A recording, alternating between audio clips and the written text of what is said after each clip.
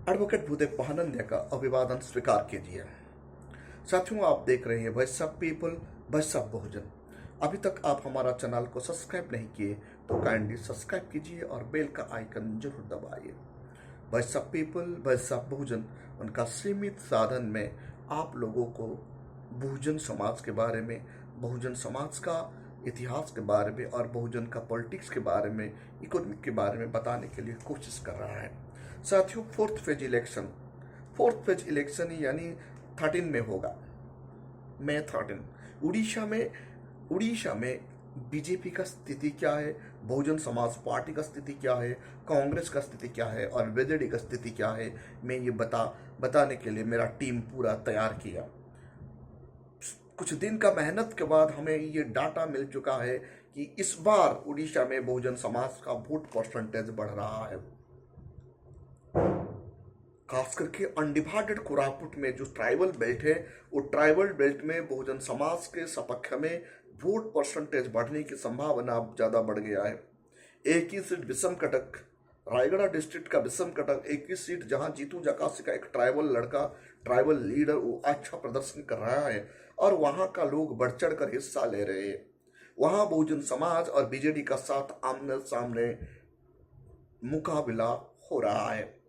कहीं कहीं पर बीजेपी और कहीं कहीं पर बीजेडी, लेकिन कि सिर्फ बेसम कटक और रायगढ़ डिस्ट्रिक्ट में बहुजन समाज पार्टी दमदार का साथ लड़ाई लड़ रहा है। कोरापुट डिस्ट्रिक्ट, मलकानगिरी डिस्ट्रिक्ट का चित्रोकोंडा कॉन्स्टिट्यूंसी असेंबली में बहुजन वार्कर डोर टू डोर घूमकर 20 से 30 मोटरसाइकिल में अपना ग्रुप डिवाइड करके कैडर गांव गांव घूम रहे हैं। वहां ट्रायंगल मुकाबला हो रहा है, बीजेपी, कांग्रेस, बीजेडी और बहुजन समाज पार्टी का बीच में, यानी कांग्रेस और बीजेडी और चित्रोकोंडा में बीएसपी, तीनों का बीच में ट्रायंगल मुकाबला हो रहा है। और मलकानगिरी कॉन्स्टिट्यूंसी असेंबली में बीजेडी, कांग्रेस और बीजेपी का आमने सामने ट्रायंगल मुकाबला हो रहा है।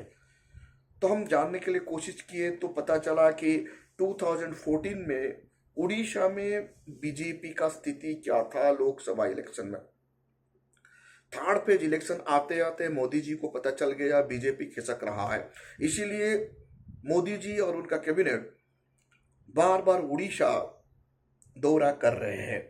खास करके ऑलरेडी दो जगह पर नरेंद्र मोदी जी का रैली फिनिश हो चुका है, गंजाम और कलाहंडी में।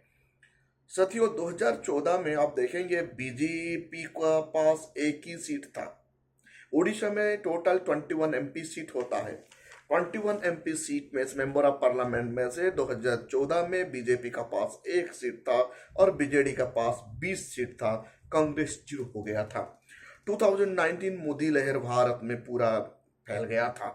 जहां देखो मोदी लहर, मोदी लहर, मोदी है तो मुमकिन है। इसीलिए 2019 में उड़ीसा में बीजेपी 8 सीट कैप्चर कर पाया और 12 सीट बीजेडी का हाथ खाता में गया और एक ही सीट जो कोरापुट कॉन्स्टिट्यूंसी असेंबली कांग्रेस का हाथ में गया। ये फोर्थ फेज इलेक्शन का स्थिति ऐसा है। वर्तमान तारीख में बीजेपी का नजर है उड़ीसा में। जैसे स्थिति में बीजेपी बार बार उड़ीसा आ रहा है, बीजेपी का तमाम कैबिनेट मिनिस्टर अमित शाह जी और नरेंद्र मोदी जी रैली कर रहे हैं, चुनावी सभा कर रहे हैं और आशा प्रकट कर रहे हैं 20 में से 15 सीट लेने के लिए। ये कितना दूर हकीकत है, कितना मुमकिन है, हमने इनके बारे में जानने के लिए कोशिश की है। अभी मुझे ऐसे प्रतीक हो रहा है, हमारा सर्वे से ये खबर मिल रहा है बीजेपी इस बार 8 सीट नहीं ले पाएगा। बीजेपी इस बार 5 से 4 सीट में सिमट जाएगा। कांग्रेस का सीट बढ़त हो रहा है। कांग्रेस एक ही सीट में था, इस बार कांग्रेस 4 या 5 सीट लेने की संभावना ज्यादा बढ़ गया है और बीजेडी बाकी सीट में अपना दबदबा कायम करेगा। कारण क्या है? जब हमने फील्ड में उतरे देखे तो पता ये चला, बीजेपी का लाखों कोशिश के बाद भी उनका वोट परसेंटेज घट रहा है। साथियों, 2014 में बीजेपी का वोट परसेंटेज बहुत कम था। 2019 में मोदी लहर के कारण बीजेपी का percentage of the vote percent 16.12 आया था, और 16.12 वोट परसेंट में से 8 सीट उनके खाता में गया था। इसीलिए वर्तमान तारीख में इनको बढ़ाने के लिए मोदी जी ने कोशिश किए और नवीन पटनायक का साथ बीजू जनता दल का साथ गठबंधन करने के लिए प्रयास किए, लेकिन उनका गठबंधन कामयाबी नहीं हुआ। यहाँ राम का कार्ड काम नहीं कर रहा है। यहाँ बीजू जनता दल उड़ीसा में जगन्नाथ का कार्ड खेल रहा है। और जैसे बीजू जनता दल मिशनरी को यूज कर रहे हैं, आंगनवाड़ी कर्मी से लेकर आयस तक हर कोई सरकारी योजना मजबूती का साथ काम कर रहे हैं। इसीलिए जमीनी सेक्टर का वर्कर बीजेडी का साथ जुड़े हुए हैं, और हर बूथ सेक्टर में बीजेडी का बूथ कमेटी है। इसीलिए बूथ से वोटर को ये लोग ले पा रहे हैं। 60% डिस्ट्रिक्ट में बीजेपी का बूथ कमेटी नहीं है। 30 डिस्ट्रिक्ट में से 13 डिस्ट्रिक्ट में बीजेपी का बूथ कमेटी है, बाकी डिस्ट्रिक्ट में बीजेपी का वर्कर नहीं है और बूथ कमेटी अभी तक नहीं बना। इसलिए बीजेपी यहाँ पिछड़ रहा है और इस बार कांग्रेस मजबूत हो रहा है। बहुजन समाज पार्टी का वोट परसेंटेज उड़ीसा में इस बार बढ़ने की संभावना ज्यादा बढ़ गया है। उड़ीसा का 2 जगह पर बीजेपी बहुजन समाज पार्टी मजबूती का साथ मुकाबला कर रहा है। एक Chitrakonda constituency assembly Malkangiri, 2 Bissam Cuttack constituency assembly. ये 2 कॉन्स्टिट्यूंसी असेंबली में बहुजन समाज पार्टी का दबदबा मजबूती का साथ आ रहा है। थोड़ा इनका फाइनेंशियल क्राइसिस के कारण मैनेजमेंट कर नहीं पा रहा है, लेकिन बाकी उनका कैडर डटकर लागे हुए हैं। बीजेपी उड़ीसा में पीछे जाने का कारण क्या है? बीजेपी का जो गठबंधन है और बीजेपी का जो वर्कर है, कैडर है, ये कैडर बीजेडी का सामने टिक नहीं पा रहे हैं। इस बार जुएल ओरम, संबित पात्रा, धर्मेंद्र प्रधान, अपराजिता षडंगी, सिंहदेव, प्रताप षडंगी जैसे लोग बीजेपी का कद्दावर नेता है। इन लोगों में कंपटीशन बढ़ गया है सीएम के लिए। मतलब उड़ीसा में बीजेपी का कोई सीएम कैंडिडेट नहीं है, सीएम फेस नहीं है। ये सबसे बड़ा कारण है। इसीलिए ग्रास रूट में लोग पूछ रहे हैं बीजेपी का सीएम कैंडिडेट है। जब बीजेपी का वर्कर मोदी है तो मुमकिन है कहते हैं, तो लोग कहते हैं छोटा छोटा काम के लिए स्टेट लेवल का लीड दिल्ली जाएंगे क्या? ये उनका माइनस पॉइंट हो गया है। मतलब उड़ीसा का बीजेपी का लीडर हर छोटा वर्क में सेंटर को रनिंग करना, ये उड़िया लोगों का भरोसा जीत नहीं पा रहे हैं। अब जो मुद्दा लेकर उड़ीसा में 2024 इलेक्शन बीजेपी और बीजेडी लड़ रहा है, ये उड़िया अस्मिता का लड़ाई, वो उड़िया लैंग्वेज के बारे में। लेकिन ये एक्चुअली जमीन मुद्दा नहीं है। जमीनी मुद्दा ये है हेल्थ, एजुकेशन एंड कम्युनिकेशन और रोजगार। आज भी नौजवान दिहाड़ी मजदूर के लिए सूरत जाते हैं, आउट आंध्र प्रदेश जाते हैं मजदूरी करने के लिए। लोगों को काम धंधा नहीं मिलता है, इसीलिए लोग खपा है सत्तारूढ़ दल से। बीजेपी जो नारा दे रहा है उड़िया अस्मिता, उड़िया लैंग्वेज को बचाना है, लैंग्वेज का ऊपर कोई भरोसा, लैंग्वेज का कोई असर नहीं पड़ रहा है। लोग जब उड़ीसा में मैक्सिमम जब हेल्थ खराब होता है तो प्राइवेट हॉस्पिटल आंध्र का ऊपर डिपेंड करते हैं। गरीब लोग मेडिकल प्रॉब्लम ज़्यादा फेस करते हैं, फाइनेंशियल क्राइसिस इसीलिए आता है। गवर्नमेंट का मुद्दा हेल्थ का ऊपर आना चाहिए था, एजुकेशन का ऊपर आना चाहिए था।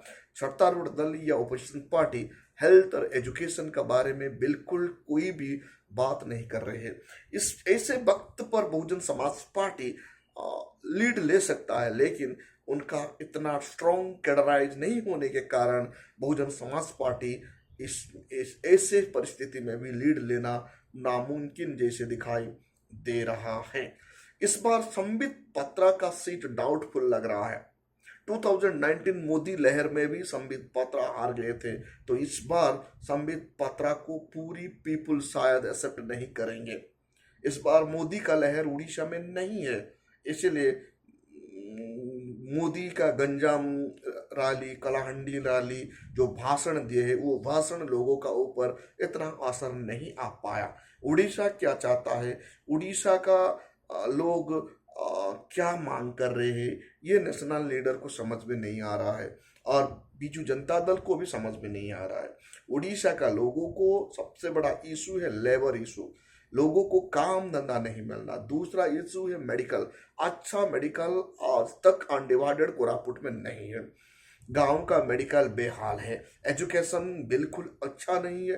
5 टिप के नाम पर एजुकेशन में जो कलर देकर स्कूल को चमकाया गया, लेकिन स्कूल का अंदर जो टीचर होना चाहिए, जो मूलभूत सुविधा होना चाहिए, वो आज तक नहीं हो पाया है।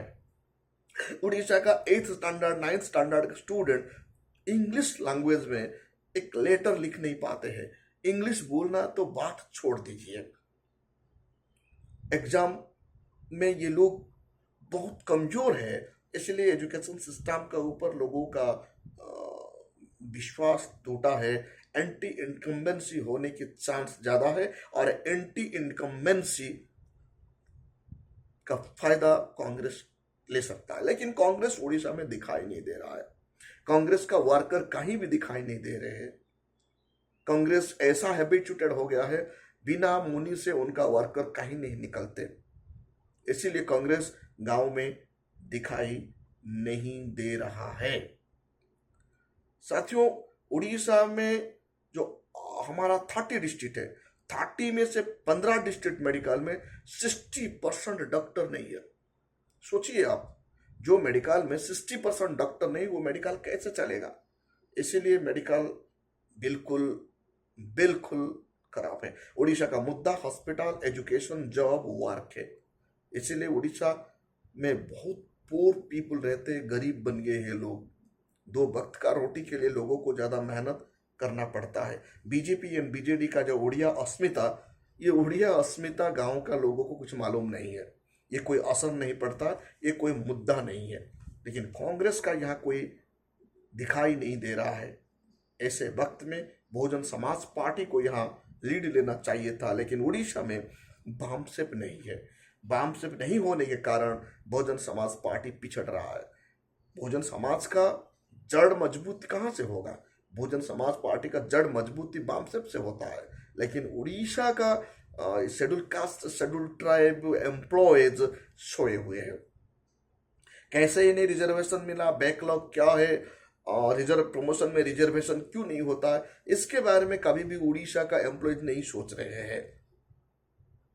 ये सबसे बड़ा मुद्दा है। उड़ीसा में अभी से बामसेप का शुरुआत हो गया तो 2027 इलेक्शन में, आने वाले जो इलेक्शन 2029 में जो इलेक्शन होगा, बहुजन समाज पार्टी के लिए अच्छा होगा। बहुजन समाज पार्टी उड़ीसा में मजबूत हो जाएगा। कैसे? जब बामसेप यहाँ मजबूत होगा तो, नहीं तो बसपा को यहाँ ज्यादा डिफिकल्टी फेस करना पड़ रहा है। मैंने देखा वर्तमान 2024 इलेक्शन कैंपेन को, बहुजन समाज पार्टी का कैडर कैसे मेहनत कर रहे हैं।